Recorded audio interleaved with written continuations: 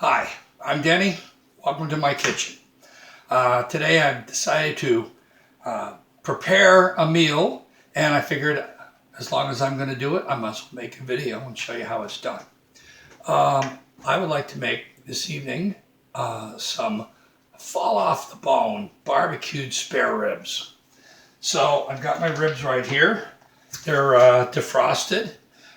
This is a rack of ribs. I purchased this at my local Walmart, $3.28 a pound, all total $11.61 for the whole rack.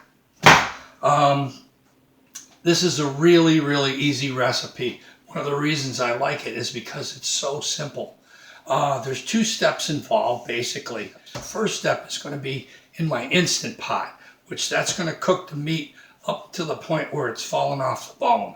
The last step is going to be in the broiler in my oven. That's why I have my broiler rack here. Now, as long as I'm using the broiler rack, I figure I might as well use the broiler rack as the preparation area. So what I'm going to do is I'm going to lay a piece of foil over the top of the rack, and that'll make it easier to clean up after. The other ingredients involved in this are your favorite dry rib rub and your favorite barbecue sauce. You'll notice that these are not the kind of things you purchase in the store. It just says rib rub on the side of the jar, right? And that's because I make my own rib rub and my own barbecue sauce. And maybe those recipes will make it into a video one day as well, but not right now. So if you've got some barbecue sauce, some rib rub, more than likely you can get both of these things at the same place you purchase your ribs. If you've got those ingredients, then we're ready to go. If you don't happen to have a Instant Pot pressure cooker, then you can also use the old-fashioned kind of pressure cooker that goes on top of the stove. I don't know how too many people have those anymore. It's something my mother and my grandmother had. But first thing I'm going to do is I'm going to unpack these ribs, and I'll show you how I prepare them before I put them in the Instant Pot. But in order to do that, I'm going to have to cut all this plastic away, and I'm not going to include that on the video. Okay, so here's my rack of ribs. Looking pretty good. A couple things I want to do to these things before I put them in the Instant Pot, and that involves this membrane on the back side where the bones are. This is kind of an optional step. When I first started cooking ribs, you don't have to do that, but it's something that I do now, and it's not the easiest thing in the world, so bear with me. But I also have some paper towels here.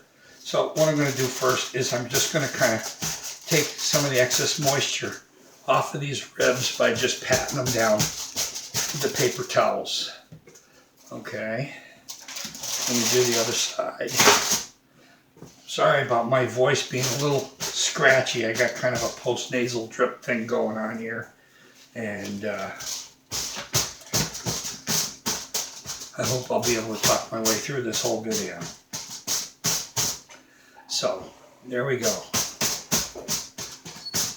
A lot of the liquid off the surface of those bones. And now I'm going to try and get this little membrane off the back side.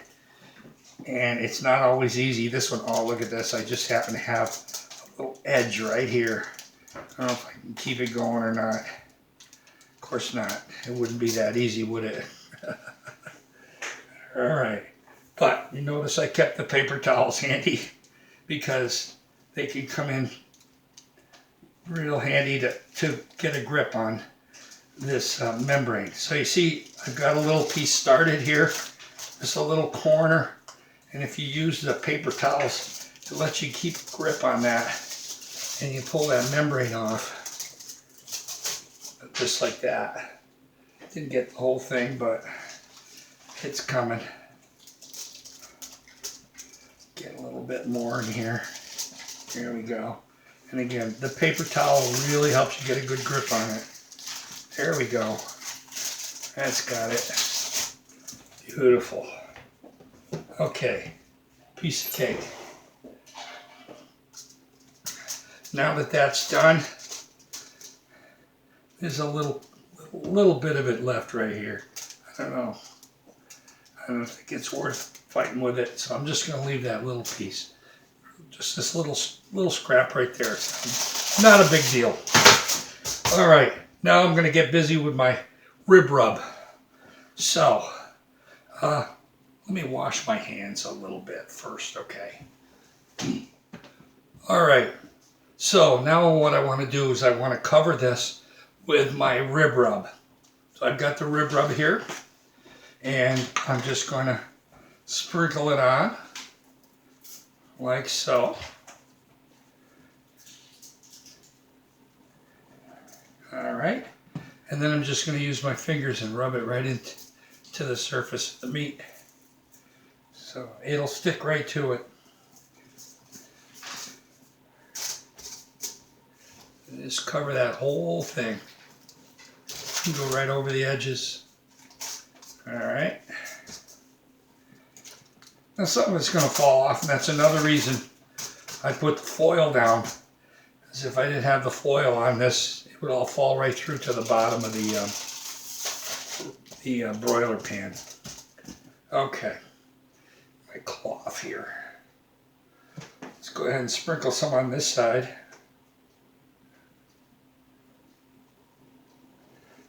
And again, spread it out.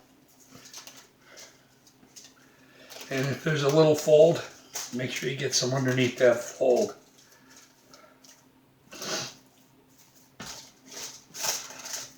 All right. Now, the Instant Pot is both a pressure cooker and a slow cooker. And tonight I'm going to be using pressure cooking to do these ribs. So that's going to really do them up fast, and it's going to help push some of the flavor right into this meat. So I think we're almost ready to go. Let me wash my hands again, and we'll take it to the next step. Okay, so here's my Instant Pot, and on the inside I've got the trivet. Comes with this little rack, little trivet. That'll keep my ribs off the bottom of the liner. Down here at the bottom, you can see it's a stainless steel pot. And at the bottom, I'm going to put in about 1.5 cups of water. So I'm just going to put the little rack in like that. You get a little measuring cup here and measure out some water. 1. And that's not quite a half. Wait a minute.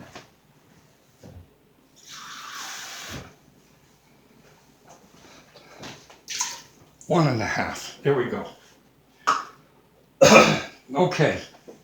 Now there's not enough liquid in the bottom of the pot where it's going to touch the ribs, so that won't take the rib rub off of the meat. Now I'm going to take these ribs, I'm going to curl them around like so, and place them right down inside. Now I've got the meat side toward the center of the pot. Okay, the bones are on the outside. I don't know if that makes a difference, but some recipes say do it that way.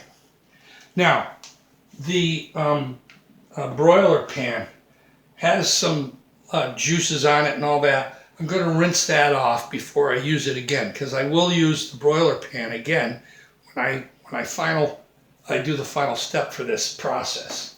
So, let me put the lid on here and get things started. Close the lid.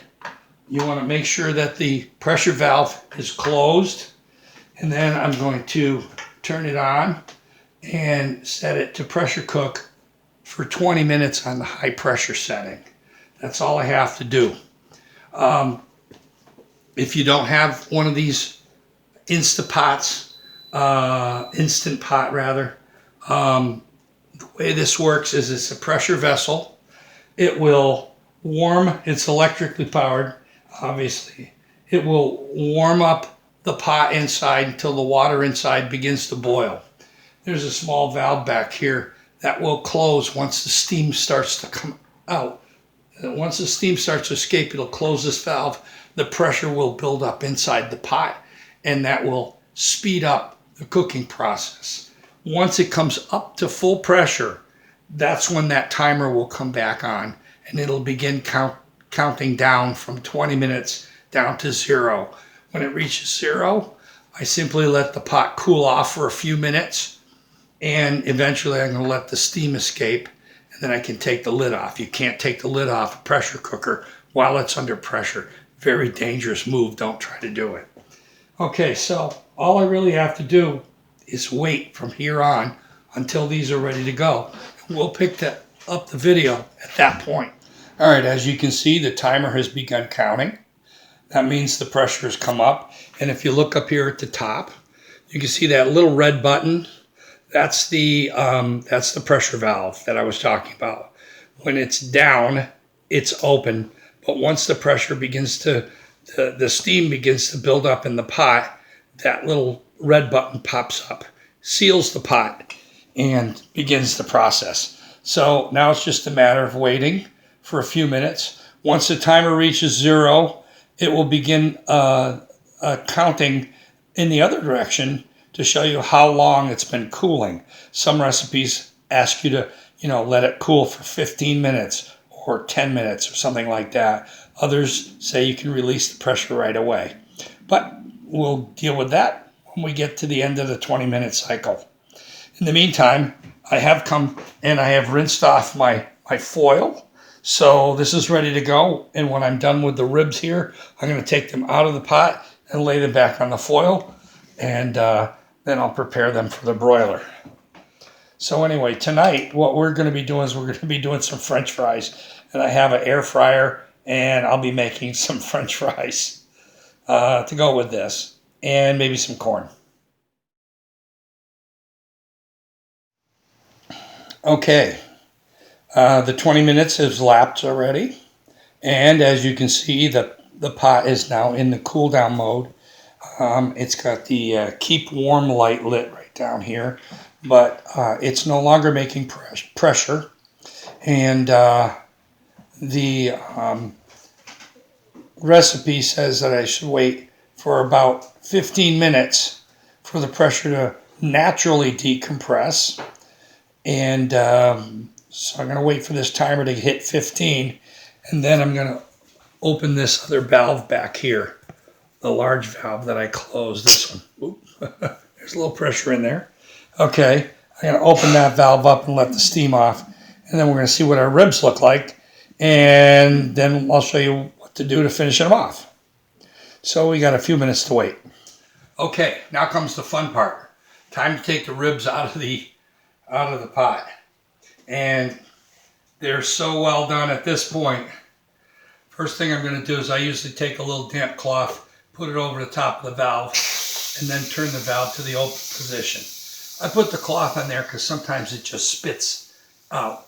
So obviously there's not a lot of pressure coming out of here.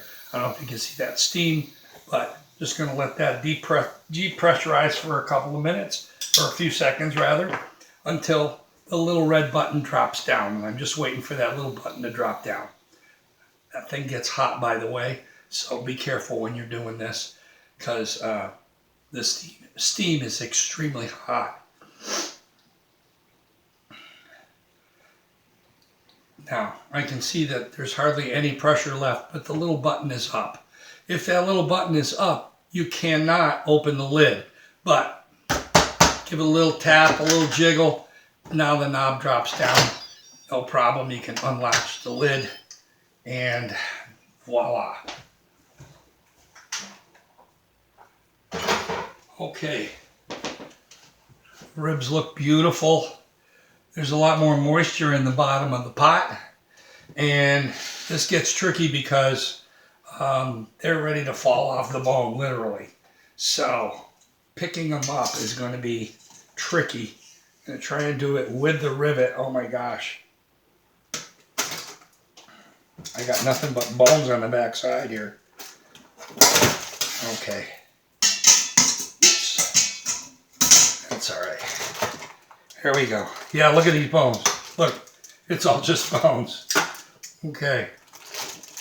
So, next step is to finish them off. They're actually ready to eat right now. But if you really want that barbecued rib flavor and all that, here's where you bring in your favorite barbecue sauce. So I'm just going to go ahead and pour this stuff on here. All right, like so. And I use my little brush. I'm just going to spread it around.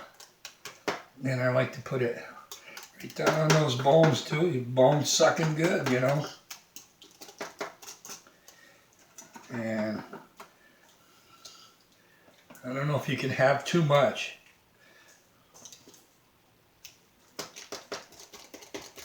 Just go ahead, put that in just like that. Maybe a little bit more down this end here. Around the corner. All right. Beautiful. Now, because these are so because they're so well done, I really don't want to mess with them too much. So I'm only gonna put the barbecue sauce on one side. If they were not quite so well done, I would probably put barbecue sauce on both sides, but I'm gonna just do the one side for now. In order to finish this, I'm gonna put this in my broiler. I'm gonna set my broiler to high. So broil high, and I'm going to move my oven rack. My upper oven rack is down on the second notch, not the highest notch, on the next one down. So I'm going to place this in the broiler, and about 2 or 3 minutes is all it takes to caramelize that barbecue sauce onto the meat. And when they're ready, I'm going to show you what they look like, okay? So let's just give them a little time in the broiler. And we'll see what happens. In the meantime, I got my air fryer over just off camera. And I've got a bunch of French fries in there. So I'm going to get that thing going. And we'll be ready to eat pretty soon. I got some corn on the stove already. So we're almost ready to go.